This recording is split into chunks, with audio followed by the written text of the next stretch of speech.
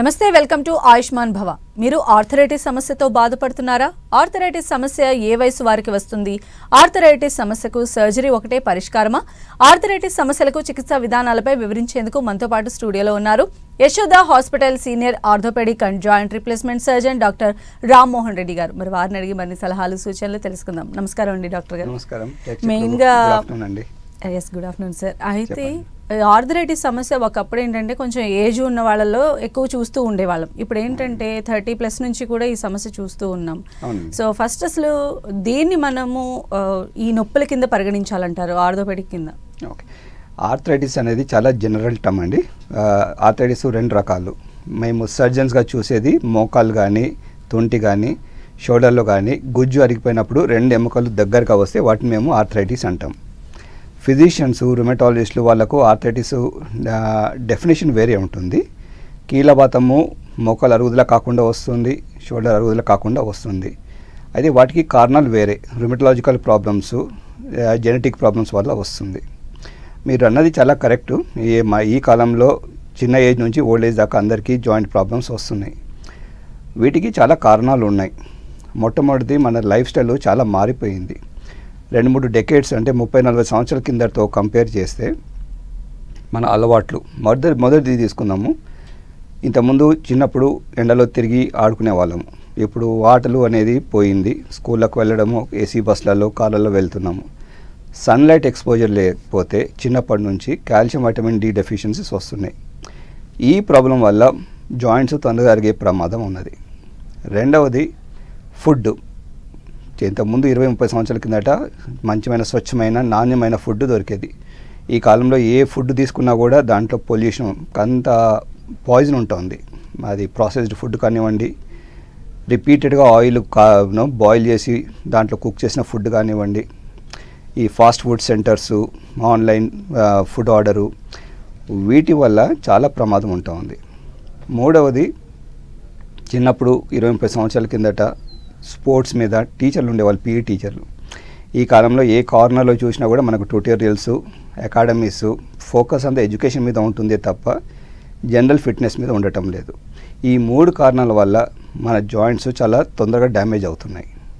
అయితే ముఖ్యంగా ఆర్థరైటిస్ వచ్చింది అని అంటే అది కాళ్లపైనే ఎఫెక్ట్ ఎందుకు చూపిస్తుందండి? అంటే మిగతా పార్ట్స్తో కంపేర్ చేసినట్లయితే.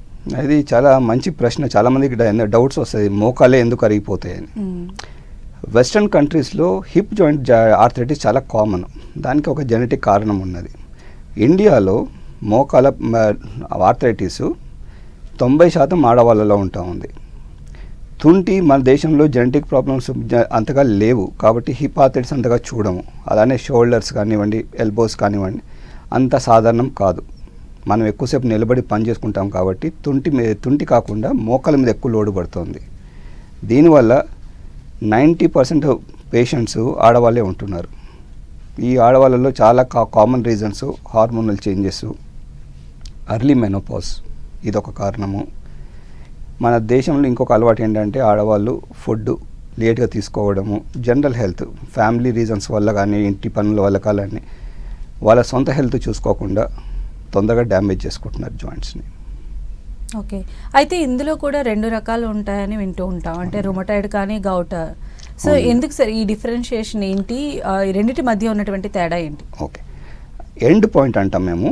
అంటే ఆర్థరైటిస్ ఎప్పుడైతే ఎముకలు 2 దగ్గరగా వచ్చి గుజ్జు మొత్తం అరిగిపోయినప్పుడు దాన్ని ఆర్థరైటిస్ అంటాం. ఇది వయసు వల్ల వస్తే దాన్ని ప్రైమరీ ఆర్థరైటిస్ అని అంటాం. మిగతా అన్ని కారణాలు, అది యాక్సిడెంట్స్ వల్ల కావచ్చు, ఇన్ఫెక్షన్స్, మీరు అన్నారు కీలవాతం, రుమటాలజీ ప్రాబ్లమ్స్, ఎస్ఎల్ఈ కానీ యాంకలోజింగ్ స్పాండిలైటిస్ కానీ, ఇవి జెనెటిక్ ప్రాబ్లమ్స్ వల్ల వచ్చే ఆర్థరైటిస్. వీటిల్లో మొదట జాయింట్ చుట్టూన కండరము వాపు ఉంటుంది, సైనోవియం అని, అది సైనోవైటిస్ వస్తుంది. ఆ వాపు వచ్చి మెల్లమెల్లగా కార్టిలేజ్ని డ్యామేజ్ చేస్తూ పోతుంది. ఎప్పుడైతే కార్టిలేజ్ మొత్తం డ్యామేజ్ అయ్యి ఆ 2 ఎముకల దగ్గరకు వస్తాయో అది కూడా ఆర్థరైటిసే. అయితే దీన్ని సెకండరీ ఆర్థరైటిస్ అంటాం. అంటే దీనికి ఒక కారణం ఉన్నది. వయసుతో వచ్చే వాటికి కారణం లేదు కాబట్టి ప్రైమరీ ఆర్థరైటిస్ అని చెప్తామండి. ఓకే, ఈ సెకండరీ ఆర్థరైటిస్ని మనం ఎక్కడెక్కడ చూడొచ్చు అంటారు? అంటే ఎవరి నుంచి ఎక్స్పెక్ట్ చేయొచ్చు మనం ఇప్పుడు ఉన్నటువంటి రోజుల్లో?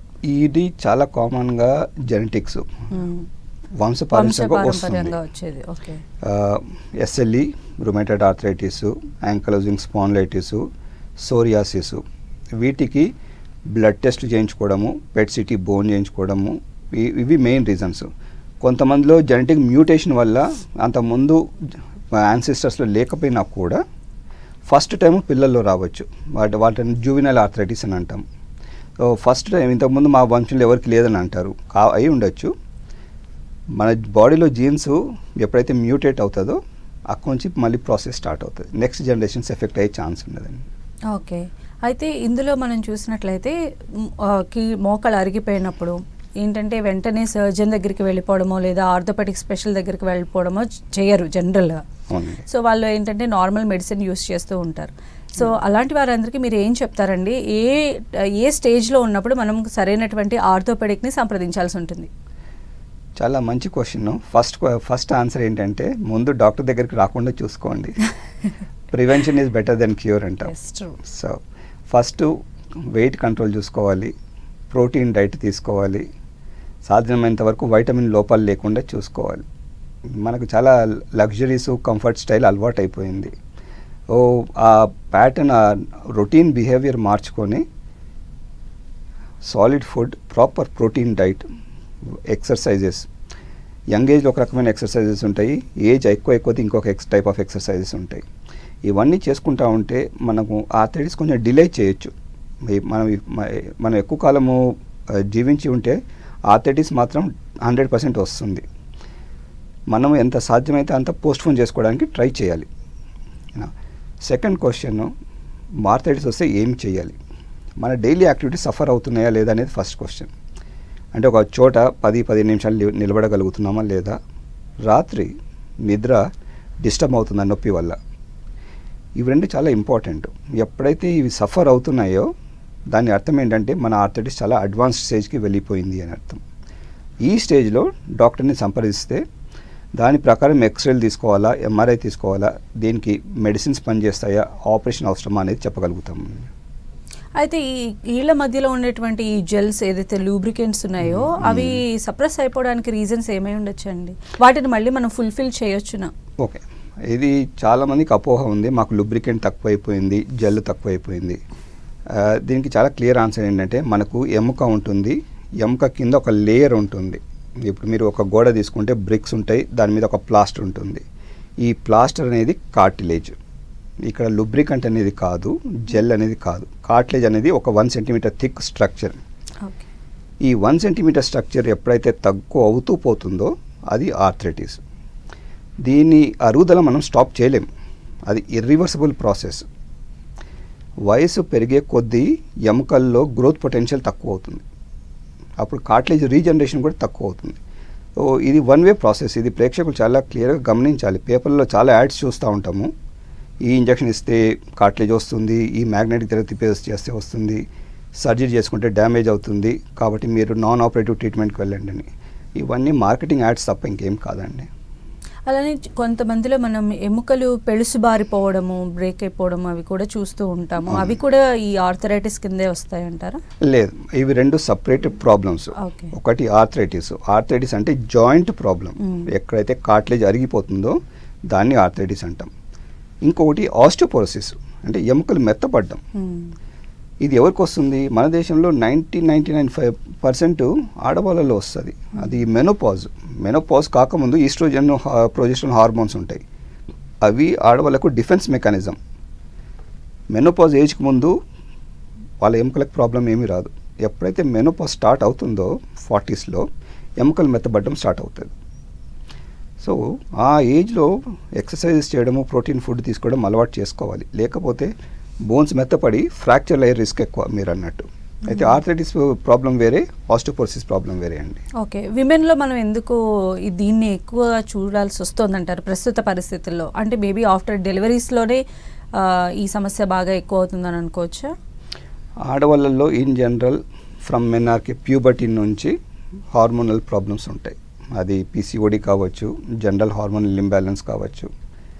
ఆఫ్టర్ డెలివరీ ఇంకా హార్మోనల్ ఇంబ్యాలెన్స్ ఎక్కువ అవుతుంది.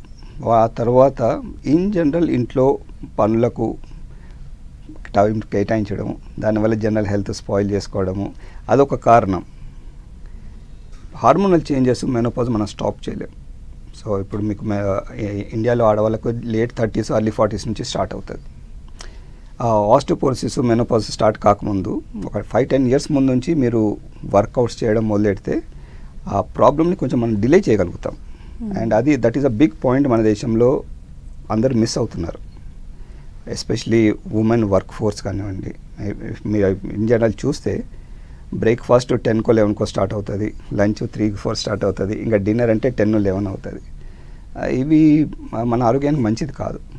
పల్లెటూళ్ళు చూస్తారు రైతులు, వాళ్ళు 5 గంటలకు బ్రేక్ఫాస్ట్ చేస్తారు, 12 o'clock లంచ్, సన్సెట్ అంటే సంధ్యా సమయం కాకముందరే డిన్నర్ చేస్తారు. అందుకే వాళ్ళు అంత ఆరోగ్యంగా ఉన్నారు. అంటే మన దగ్గర ఎగ్జాంపుల్స్ ఉన్నాయి, కానీ మనం మర్చిపోతాం. డే టు డే స్ట్రెస్సెస్లో మిగతా కారణాలు చాలా ఉన్నాయి. సో ఈ వీటి వల్ల మన దేశంలో ఆడవాళ్ళ సఫరింగ్ చాలా ఎక్కువగా ఉన్నది. ఎస్పెషలీ మోకాలు, తర్వాత నడుము నొప్పి, స్పాండిలైటిస్ చాలా ఎర్లీ ఏజ్లో చాలా సివియర్ పెయిన్ వచ్చి సఫర్ అవుతున్నారు. ఓకే, అయితే ఇప్పుడు ఇనీషియల్ స్టేజెస్లో పెయిన్ కిల్లర్స్ యూజ్ చేయడం ఎంతవరకు కరెక్ట్ అంటారు ఈ ప్రాబ్లంకి, అంటే కీళ్ళ నొప్పులకి సంబంధించి? ఇక్కడ ఈ పెయిన్ కిల్లర్స్ అనేది కొన్ని మంచి ట్యాబ్లెట్లు ఉన్నాయి, కొన్ని మంచి ట్యాబ్లెట్లు లేవు. ప్రేక్షకులు గమనించాల్సిందంటే వాళ్ళు ఏం ట్యాబ్లెట్లు వాడుతున్నారు అనేది చాలా క్లియర్గా చెక్ చేసుకోవాలి. కొన్ని ట్యాబ్లెట్స్ NSAIDs అంటాం, అటువంటి ట్యాబ్లెట్స్ 3 to 5 days వాడాలి, గ్యాప్ ఇవ్వాలి, మళ్ళీ తీసుకోవాలి. కొన్ని ట్యాబ్లెట్స్ ఉన్నాయి, ఎన్ని నెలలు తీసుకున్నా ప్రాబ్లం లేదు. డాక్టర్ని కన్సల్ట్ చేసిన తర్వాత ఏ ట్యాబ్లెట్ వాడాలి అనేది వాళ్ళు డిసైడ్ చేసుకోవాలి. ఇంకొక ఇష్యూ ఏంటంటే, స్మాల్ టౌన్స్ అని అనుకునేవాడిని, ఈ మధ్య బిగ్ సిటీస్లో మేజర్ హాస్పిటల్స్లో కూడా చూస్తున్నాను, పేషెంట్కి క్విక్ రిలీఫ్ కోసము స్టీరాయిడ్ ట్యాబ్లెట్స్ ఇస్తున్నారు. అది RMP డాక్టర్ కానివ్వండి, ప్రాపర్ MBBS డాక్టర్ కానివ్వండి, కొంత బాధ్యత డాక్టర్ది ఉంటుంది, కొంత బాధ్యత పేషెంట్లో ఉంటుంది. వాళ్ళు ఏం ట్యాబ్లెట్లు తీసుకుంటున్నారు అనేది రీసెర్చ్ చేసుకోవాలి. డాక్టర్ ఏమి ఇస్తున్నారు, ఈ స్టీరాయిడ్ ట్యాబ్లెట్స్ ఇస్తే ఎందుకు ఇస్తున్నారు అని వాళ్ళు డాక్టర్ క్వెరీ ఆన్సర్ చేయను, ఆ క్వశ్చన్కి ఆన్సర్ ఉండాలి. అప్పుడే ఆ ప్రాబ్లం రాదు. స్టీరాయిడ్ ట్యాబ్లెట్స్ ఎక్కువ వాడడం వల్ల ఎముకలు మెత్తబడతాయి, డయాబెటీస్ ఉన్న వాళ్ళలో బ్లడ్ షుగర్స్ కంట్రోల్ లేకుండా పోతుంది. సో ఈ స్టీరాయిడ్ ట్యాబ్లెట్ అనేది చాలా మంచిది ఫర్ లైఫ్ సేవింగ్, కానీ it can be equally damaging. Side effects చాలా ఎక్కువగా ఉంటాయండి. ఓకే, అలానే డాక్టర్ గారు మెయిన్గా చూస్తే ఇప్పుడు వెయిట్ కూడా ఒక రకమైనటువంటి కారణము ఈ మోకాళ్ళ పైన ఎక్కువ ప్రెషర్ పట్టడానికి అంటున్నారు. కొంతమందిలో మనం చూస్తే అంత పెద్ద వెయిట్ ఉండకపోయినా కూడా ఒక స్టెప్ ఎక్కడానికి కూడా వాళ్ళు సపోర్ట్ తీసుకొని వెళ్లాల్సిన పరిస్థితులు ఉంటాయి. ఇలాంటి కేసెస్ మీ దగ్గరికి చాలా వచ్చి ఉంటాయి కదా, అలాంటివి ఎక్స్ప్లెయిన్ చేయగలరు? ఇది చాలా కామన్ అండి. ఇప్పుడు ఓవర్ వెయిట్ ఉన్నారని చెప్పి అందరికీ ఆర్థరైటిస్ రాదు. ఓవర్ వెయిట్ ఉన్నా, ఒబేసిటీ ఉన్నా కూడా వాళ్ళలో మంచి జీన్స్ ఉంటే మోకాళ్ళు అరగాల్సిన అవసరం లేదు, హిప్స్ నార్మల్గా ఉంటాయి, స్పాండిలైటిస్ ఉండాల్సిన అవసరం లేదు. ఎవరైతే నార్మల్ వెయిట్ ఉన్నారో వాళ్ళకు ప్రైమరీ ఆర్థరైటిస్ బ్యాడ్ జీన్స్ వల్ల అనుకోవచ్చు. నార్మల్ వెయిట్ ఉన్నా కూడా వాళ్ళలో జెనెటిక్ ప్రాబ్లమ్స్, ఇంతకుముందు మాట్లాడినట్టు SLE కానీ, రుమేటెడ్ ఆర్థరైటిస్ కానీ, నార్మల్ వెయిట్ ఉన్నా కూడా యంగ్ ఏజ్లో వాళ్ళకి ఆర్థరైటిస్ వస్తుంది. రుమేటెడ్ ఆర్థరైటిస్లో కొంతమందికి మోకాళ్ళు 30-35 yearsలో మొత్తం పూర్తిగా అరిగిపోతూ ఉన్నాయి. ఇటువంటి పేషెంట్లు ఎవరికైతే కీలవాతం ఉందో, రుమేటెడ్ ఆర్థరైటిస్ ఉందో, వాళ్ళు ప్రాపర్గా కన్సల్ట్ చేయాలి రుమేటాలజిస్ట్లను. మోకాళ్ళు అరగక ముందరే ప్రాపర్ మెడిసిన్స్, అవి బయాలజికల్ మెడిసిన్స్ అంటాము, అవి ఇస్తే ఆ జాయింట్ కండరం ఏదైతే ఉందో ఆ వాపును తగ్గించవచ్చు. ఈ జాయింట్ డ్యామేజ్ కాకుండా మనం డిలే చేయొచ్చు. అది చాలా ఇంపార్టెంట్. ఈ మెడిసిన్స్ ఏవైతే ఉన్నాయో రుమటాలజీ మెడిసిన్స్ కొన్ని డెకేడ్స్, 10 సంవత్సరాలు, 20 సంవత్సరాలు, 30 సంవత్సరాలు కూడా వాడాల్సి వస్తుంది. మనకు ఫాలోఅప్ ఉండటం లేదు. ఒక పేషెంట్ వస్తారు, తీసుకుంటారు, మళ్ళీ 6 నెలల తర్వాత కనిపిస్తారు, మళ్ళీ రారు, మళ్ళీ 2-3 years తర్వాత చూస్తే అప్పటికి అంత డ్యామేజ్ అయిపోయి ఉంటుంది. ఇది పేషెంట్స్ రెస్పాన్సిబిలిటీ, ప్రాపర్ ఫాలోఅప్ ఉండాలండి. అయితే ఈ ఆర్థరైటిస్కి సంబంధించి ఎలాంటి టెస్ట్లు రికమెండ్ చేస్తారండి జనరల్గా? అంటే మిగతా వాటికంటే మనం బ్లడ్ టెస్ట్లను లేకపోతే ఇలా చేయించుకుంటాం కదా, బట్ ఆర్థరైటిస్కి సంబంధించి కూడా మనం ఫ్రీక్వెంట్గా టెస్ట్లు చేయించుకోవాల్సిన అవసరం ఉంటుందా? దీనికి ఇంపార్టెంట్, డాక్టర్ని ఎవరైతే కన్సల్ట్ చేస్తున్నారో ఆ డాక్టర్ ప్రాపర్ హిస్టరీ తీసుకోవాలి. ఫస్ట్ ఎందుకు పెయిన్తో వచ్చినారు, అన్ని జాయింట్స్ ఉన్నాయా, సింగిల్ జాయింట్ ఉన్నదా, ఫ్యామిలీ హిస్టరీ ఎవరికైనా ఉన్నదా, పేషెంట్ని ఎగ్జామిన్ చేసి దాన్ని బట్టి ఇన్వెస్టిగేషన్స్ ఉంటాయి. ఇప్పుడు ఒక జాయింట్ ఉందనుకోండి, ఎల్డర్లీ పర్సన్ ఉంటే first step is only simple x-rays. అదే యంగ్ పేషెంట్ వస్తే జాయింట్స్, హ్యాండ్ జాయింట్స్కి అల్ట్రాసౌండ్ స్కాన్ చేస్తాం, ఇక్కడ వాప్ ఉన్నదా లేదా. రెండవది ఇమ్యునాలజీ టెస్ట్లు అండి, బ్లడ్ టెస్ట్లు, జెనెటిక్ మార్కర్స్, అవి కూడా టెస్ట్ చేస్తాం. సర్ప్రైజింగ్లీ కొంతమందిలో పాజిటివ్ వస్తున్నాయి.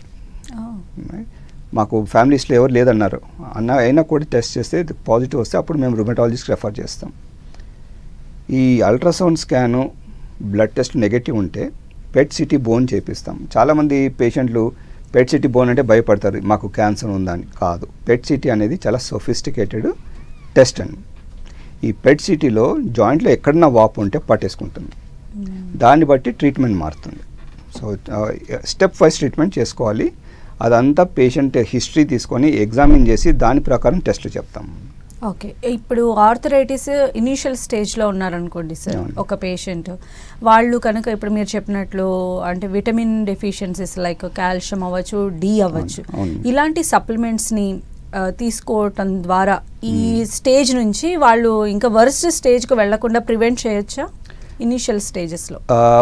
ఎవరికైతే ఎర్లీ ఆర్థరైటిస్ ఉందో వాళ్ళు కొన్ని రూల్స్ డైలీ లైఫ్లో పాటిస్తే ఆ ఆర్థరైటిస్ని స్లో డౌన్ చేయొచ్చు. స్టాప్ చేయలేం, రివర్స్ చేయలేం. ఇప్పుడు మ్యారథాన్ రన్నర్స్ ఉంటారు, స్పోర్ట్స్ పీపుల్ ఉంటారు, వాళ్ళకు ప్యాషన్ అది ఆడడం. చాలా క్లియర్గా చెప్తాం, మీకు గ్రేడ్ 1 గ్రేడ్ 2లో ఉన్నది ఇట్నే కంటిన్యూ ఆడుతూ పోతే ఆర్థరైటిస్ యాక్సిలరేట్ అయ్యి మీకు మోకాల మార్పిడి కానీ మేజర్ సర్జరీ ప్రొసీజర్స్ కానీ అవసరం అవుతుంది. సో లైఫ్ స్టైల్ చేంజ్ చేసుకోవాలి. ఇప్పుడు రన్నర్స్ ఉన్నారు, టెన్నిస్ ప్లేయర్స్ ఉన్నారు, 20s 30sలో మన జాయింట్ కార్టిలేజ్లో నీరు బాగా ఉంటుంది కాబట్టి అది కుషన్. అది ఏజ్ పెరిగే కొద్దీ ఆ కార్టిలేజ్లో వాటర్ తగ్గుతుంది. సో 20sలో ఆడినట్టు 40sలో ఆడుతానంటే ఎట్లా కుదురుతుంది? కుదరదు. సో స్విచ్ ఓవర్ అని చెప్తాం, అంటే non weight bearing exercise, cycling, swimming. మీకు కావాల్సింది ఫిట్నెస్సే, ఏ స్పోర్ట్ అన్నా తీసుకోండి, but don't do jumping, heavy duty running. ఇంకోటి ఏంటంటే ట్రెడ్మిల్, వాకింగ్ పర్లేదు, మళ్ళీ అగైన్ హెవీ డ్యూటీ రన్నింగ్ చేయొద్దని చెప్తాం. These are very important. అంటే బోన్ అరుగుదల ఎక్కువైపోతుంది, బోన్ లోపల వాపు, బోన్ మ్యారో ఎడిమా అంటాం. దీనివల్ల ఆర్థరైటిస్ ప్రోగ్రెస్ అయ్యి అర్లీ స్టేజ్లో నీ replacements, hip replacements, shoulder problems, వాటికి సర్జరీలు అవసరం అవుతాయి. సో మన ఏజ్ బట్టి మన ఫుడ్ కానీ, ఫిట్నెస్ కానీ, వైటమిన్ సప్లిమెంట్స్ కానీ ఇవి మార్చుకుంటూ పోతే ఎక్కువ ప్రాబ్లం రాదు. Okay, as a orthopaedic surgeon sir, అంటే చాలామంది కూడా నీ రీప్లేస్మెంట్ అంటే ఎస్పెషల్లీ చాలా భయపడుతూ ఉంటారు. నీ రీప్లేస్మెంట్ సర్జరీస్ అనగానే ముందు కంగారు పడుతూ ఉంటారు. సో దానికి చాలామంది వెనకడుగు కూడా వేస్తూ ఉంటారు, సమస్య ఇంకాస్త తీవ్రం చేసుకుంటూ ఉంటారు. సో మీరు చెప్పండి సార్, అలాంటి వాళ్ళకి మీరు ఎలాంటి గైడెన్స్ ఇస్తారు నీ రీప్లేస్మెంట్ సర్జరీకి సంబంధించి? ఫస్ట్ ఆఫ్ ఆల్ పేషెంట్స్ వాళ్ళ ప్రాబ్లం యాక్సెప్ట్ చేయాలి. అంటే గ్రేడ్ 4 ఆర్థరైటిస్ అంటే 100% మరిగిపోయిందని. మనం ఎప్పుడైతే మన ప్రాబ్లం యాక్సెప్ట్ చేస్తామో ఆ తర్వాత ట్రీట్మెంట్ ఆన్సర్స్ దొరుకుతాయి. చాలామంది ఏ విధంగా సరే నేను సర్జరీ అవాయిడ్ చేయాలి అని ఆలోచిస్తారు. దానికి magnetic therapy, PRP injections, visco supplements, వీటికి లక్షల్లో ఖర్చు అవుతుంది. సైంటిఫిక్ ఎవిడెన్స్ ప్రకారము అడ్వాన్స్డ్ ఆర్థరైటిస్ వచ్చిన తర్వాత ఈ నాన్ ఆపరేటివ్ ట్రీట్మెంట్కి 0 రోల్ అండి. ఎవరైతే ఇంజెక్షన్స్ ఇస్తున్నారో పిఆర్పి ఇంజెక్షన్స్, చాలామంది వాళ్ళు సర్జన్స్ కారు. వాళ్ళకు ఒక క్లినికల్ ఎవిడెన్స్ ఈ ఆర్థరైటిస్ వల్ల ప్రాబ్లం ఉన్నది, ఇది స్ట్రక్చరల్ ప్రాబ్లము అని పేషెంట్స్కి ఎక్స్ప్లెయిన్ చేయకుండా పిఆర్పి ఇస్తే మీకు 100% మళ్ళీ నయం అవుతుందని చెప్తారు. వీటిని పేషెంట్లు రీసెర్చ్ చేసుకోవాలి. మోకాళ్ళు అరిగిన తర్వాత 100% మరుగుతే ఒక్కటే ఒక ఆన్సర్ అండి, నీ రీప్లేస్మెంట్ తర్వాత తప్ప ఇంకా వేరే ఆన్సర్ ఉండదు. మీకు పెయిన్ బాగా ఉండి ఆ పెయిన్ టాబ్లెట్స్ వల్ల కంట్రోల్ కాకపోతే అప్పుడు సర్జరీకి రండి. ఇది ఎమర్జెన్సీ సర్జరీ కాదు. నీ స్లీప్ డిస్టర్బెన్స్ వస్తుంది, నీ ఒక చోట నిలబడలేము, చిన్న చిన్న పనులు కూడా చేసుకోలేము. ఆ పరిస్థితుల్లో నీ రీప్లేస్మెంట్ చేసుకుంటే 95 to 98% ప్రాబ్లం పర్మనెంట్గా పోతుంది. కొంతమంది ఈవెన్ ఎడ్యుకేటెడ్ పీపుల్ అంటారు ఎవ్రీ 5 years చేంజ్ చేసుకోవాలని. కాదండి, మోర్ దెన్ 20 years పనిచేస్తాయి మోకాలు మార్పిడి. ఇనఫ్ ఎవిడెన్స్ ఉంది, లాస్ట్ 50 years నుంచి చేస్తున్నాం. ఇది కొత్తగా వచ్చిన ట్రీట్మెంట్ కాదు, but it gives life back to the patient. అయితే ఆఫ్టర్ సర్జరీ వాళ్ళ రికవరీ శాతం ఎలా ఉంటుంది సార్? అంటే వాళ్ళు ఎప్పటి నుంచి వాళ్ళు నార్మలైజ్ అవ్వచ్చు వాళ్ళ లైఫ్ స్టైల్? ఇక్కడ 2 categories ఉన్నాయి. ఒకటి పీపుల్ ఎర్లీ రికవరీ ఉంటుంది, కొంతమంది స్లో రికవరీ ఉంటుంది. ఇక్కడ పేషెంట్ బట్టి ఉంటుంది. ఇప్పుడు ఒక ఒబీస్ పేషెంట్ తీసుకున్నారు, 70-80 years ఏజ్ ఉన్నారు, డయాబెటీస్, థైరాయిడ్ ప్రాబ్లం ఉన్నది, స్పాండిలైటిస్ ఉన్నది, ఆటోమేటిక్గా వాళ్ళ రికవరీ స్లోగా ఉంటుంది. సో కంప్లీట్ రికవరీ నా every patient I come across వాళ్ళకి చాలా క్లియర్గా చెప్తాను 6 to 8 months వరకు కంప్లీట్ రికవరీ ఉండదు అని. ఒక చిన్న ఆపరేషన్ అన్నాను, సిజేరియన్ సెక్షన్ చేసిన తర్వాత యంగ్ ఏజ్లో రికవరీ 6 to 9 months పడుతున్నప్పుడు ఓల్డ్ ఏజ్లో మేజర్ నీ రీప్లేస్మెంట్ తర్వాత యూ కాంట్ ఎక్స్పెక్ట్ 3 to 4 weeksలో. It takes time. సో ఇది మేజర్ ఇష్యూ కాదు. అంటే ఈరోజు మార్నింగ్ ఆపరేషన్ చేసి సాయంత్రం నడిపించేస్తాం రేపు ఇంటికి వెళ్ళండి అట్లాంటిది కాదు. మనం పేషెంట్స్కి కంఫర్ట్ ఇవ్వాలి, వాళ్ళకు కాన్ఫిడెన్స్ ఇవ్వాలి, and then they will do well. ఏ పేషెంట్కి కానీ 100% రికవరీ అవుతుందని చెప్పాము. అంటే ఈ ఆర్థరైటిస్ వచ్చేది ఎల్డర్లీ ఏజ్ గ్రూప్లో. సో అండ్ మన దేశంలో 100 మందిలో 90 మంది ఆడవాళ్ళు ఉంటున్నారు. ఇది మెనోపాజ్ వల్ల ఎముకలు బలహీనపడతాయి, మజిల్స్ బలహీనపడతాయి, స్పాండిలైటిస్ ఉంటుంది, diabetes, thyroid, every 4th person ఇప్పుడు మన దేశంలో హార్ట్ ప్రాబ్లం ఉన్నది, మల్టిపుల్ మెడిసిన్స్ తీసుకుంటున్నాం. సో మా డ్యూటీ ఏంటంటే పేషెంట్కి ఉన్న ప్రాబ్లమ్ 90-95% కరెక్ట్ చేయగలిగితే ఇండిపెండెంట్గా వాళ్ళ పనులు వాళ్ళు చేసుకోకపోతే అది మాకు సక్సెస్ లాగా అన్నాం. 100% ఎక్స్పెక్ట్ చేయదని చెప్తాను. అలానే డాక్టర్ గారు ఈ సర్జరీస్లో అంటే మనం చూస్తూ ఉన్నాం అంటే రోబోటిక్ అని అలా అడ్వాన్స్డ్ టెక్నాలజీస్ వచ్చేస్తున్నాయి అన్నమాట ఎక్కడికక్కడ. సో యశోదాలో ఎలాంటి ట్రీట్మెంట్ అవైలబుల్ ఉంది? ఇప్పుడున్నటువంటి అడ్వాన్స్డ్ ట్రీట్మెంట్స్ ఏంటి నీ రీప్లేస్మెంట్లో? నీ రీప్లేస్మెంట్లో లాస్ట్ 40 yearsలో మెటీరియల్స్ మారలేదండి. ఇది this is the main message నేను ప్రేక్షకులకు చెప్పదలుచుకున్నది. ఆ మెటీరియల్ ఏదైతే ఉందో స్టీల్ అలాయ్ కానివ్వండి, టైటానియం కానివ్వండి, ఆక్సినియం సిరామిక్ కానివ్వండి, 40-50 years అన్ని కంపెనీలు అదే మెటీరియల్ యూస్ చేస్తున్నారు. డిజైన్స్ అన్నీ దాదాపు అవే ఉంటున్నాయి, కొత్తగా ఏమీ మారలేదు. మారినది ఏంటంటే పేషెంట్ని ఎట్లా ప్రిపేర్ చేస్తామనేది important. Okay, before surgery assessment చాలా ఇంపార్టెంట్. ఇక్కడ మల్టీడిసిప్లినరీ మీ టీం ఉండాలి మనకు. అంటే బిఫోర్ సర్జరీ అంటే మాకు ఫిజియోథెరపీ డిపార్ట్మెంట్ కానివ్వండి, anaesthesia department, pain management team, surgery తర్వాత వార్డ్లో నర్సింగ్ స్టాఫ్, సర్జన్స్ టీమ్, ఈ టీమ్స్ అన్నీ ఒకరికొకరు కమ్యూనికేట్ చేసుకుంటూ ఉంటే అవుట్కమ్స్ ఆర్ వెరీ గుడ్. ఇక్కడ యశోద హాస్పిటల్లో మల్టీడిసిప్లినరీ టీమ్ ఒకరికొకరు మాట్లాడుకుంటూ ఉంటారు. 24/7 సపోర్ట్ ఉంటుంది. పేషెంట్ని ఆపరేషన్ చేసి వదిలిపెట్టడం కాదు. ఒక పేషెంట్ అవుట్కమ్ మంచిగా ఉండాలి అని అంటే all teams including admin team, management team అందరు కలిసి పనిచేస్తే కానీ అవుట్కమ్ మంచిగా ఉండదండి. ఇంకోటి థియేటర్స్ క్లీన్నెస్. చాలామంది అడుగుతూ ఉంటారు మీకు ఎందుకు ఇంత కాస్ట్ అవుతుంది అని. లోపల మనం మెటల్ పెడతాం. ఆ మెటల్ పెట్టడానికి థియేటర్స్ చాలా క్లీన్గా ఉండాలి, అల్ట్రా క్లీన్ థియేటర్స్ ఉండాలి. So unless you got 4 levels of protective mechanism థియేటర్స్లో ద రిస్క్ ఆఫ్ ఇన్ఫెక్షన్స్ ఎక్కువగా ఉంటాయి. ఓకే, ఇంకోటి ఎల్డర్లీ పేషెంట్స్లో చేస్తాం కదా, వాళ్ళకు కార్డియాలజీ సపోర్ట్ ఉండాలి. ఒక్కోసారి injuries, vascular injuries, nerve injuries, వీటిని ట్యాకిల్ చేయడానికి మాకు స్టాండ్ బై సర్జన్స్ కావాలి. Vascular surgeons, plastic surgeons, neurology, neuro surgeon teams. So only a big proper unit, tertiary referral అంటాం, with a teaching background. So that we provide యశోదలో. So not a single patient is neglected. జూనియర్స్కి ఎవరికి వదిలిపెట్టాం. All senior doctors are they 24/7. So and that is a responsibility. ఓవరాల్గా చెప్పేదంటే ఇంత ముందులాగా కాదు. పేషెంట్స్ ఏజ్డ్ ఎక్కువ కొద్దీ వాళ్ళ మెడికల్ ప్రాబ్లమ్స్ ఎక్కువ అవుతున్నాయి. అటువంటి అప్పుడు అందరు డాక్టర్లు కలిసి పనిచేస్తేనే పేషెంట్కి 100% మనం బెనిఫిట్ చేయగలుగుతాం. Right, thank you so much అండి డాక్టర్ గారు. Thank you. ఇది వాళ్ళ ఆయుష్మాన్ భవ. చూస్తూనే ఉండండి 10 TV.